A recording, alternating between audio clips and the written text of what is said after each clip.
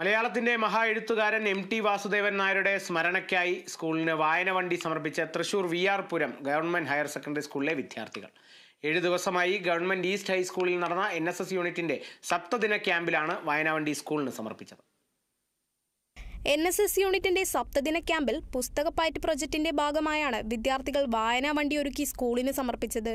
വിദ്യാലയത്തിലെ പൂർവ്വ വിദ്യാർത്ഥി കൂടിയായ കലാഭവൻ മണി വർഷങ്ങൾക്ക് മുൻപ് വിദ്യാലയത്തിന് സമർപ്പിച്ചതാണ് ഈ വാഹനം. വാഹനത്തിന്റെ തുടർ ചിലവുകൾ PTA കമ്മിറ്റി തന്നെ കണ്ടെത്തണമെന്നാണ് സർക്കാർ നിർദ്ദേശം. തുടക്കത്തിൽ ഇതിനാവശ്യമായ ചിലവുകൾ നഗരസഭ ഫണ്ട് ഉപയോഗിച്ച് നടത്തിയിരുന്നുവെങ്കിലും ഇത് ഓഡിറ്റ് വിഭാഗം തടഞ്ഞിരുന്നു.